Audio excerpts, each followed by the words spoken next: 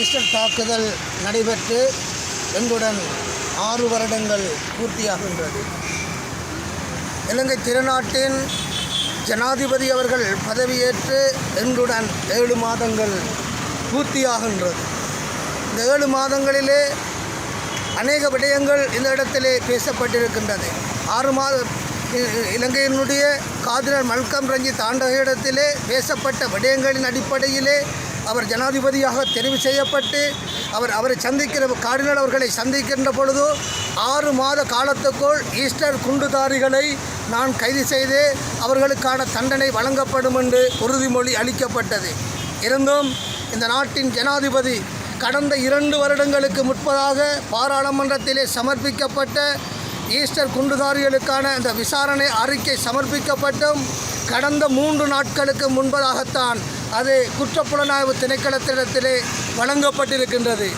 Easter குண்டு தாக்குதல் நடைபெற்ற ஏப்ரல் 21க்கு முன்பதாக அத்தனை குற்றவாளிகளையும் சட்டத்தின் முன்பதாக நிறுத்துவேன் என்று சொன்ன வாக்கு இதுவரை நிறைவேறி முடியவில்லை.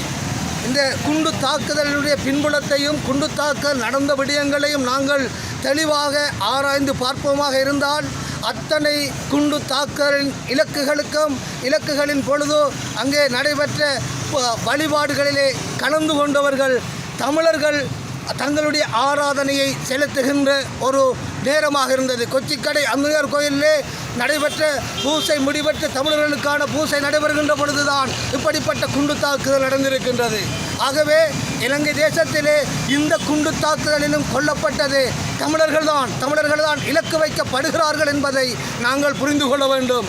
இன்றைக்கு பட்டளந்த விசாரணை அறிக்கை ஒரு பேசு பொருளாக இன்றைக்கு இருக்கிறது என்று சொன்னால் எத்தனையோ வதை முகாம்கள், எத்தனையோ சித்திரவதை முகாம்கள், எத்தனையோ ஜனாதிபதி ஆணைக்குழு அறிக்கைகள் தமிழர் தேசத்திலே நடைபெற்றிருக்கின்றது.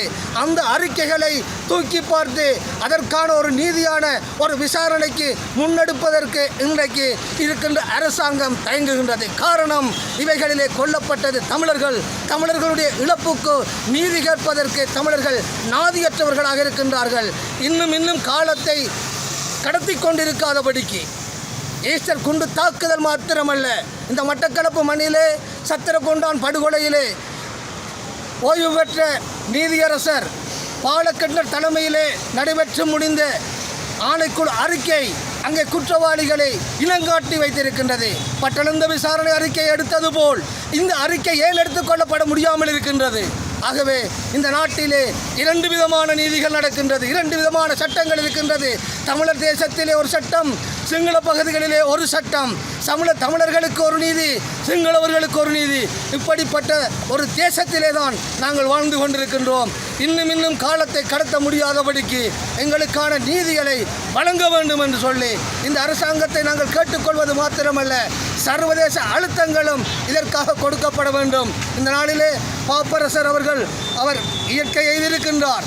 அவரும் கடந்த காலங்களிலே இந்த தாக்குதலுக்கான நீதி வேண்டும் என்ற குரலை அவரும் எழுப்பியிருக்கின்றார். ஆகவே இனிவரும் காலங்களிலாவது இதற்கான நீதி கிடைக்கப்பட வேண்டும் என்று கேட்டு விடை வருகின்றேன். நன்றி.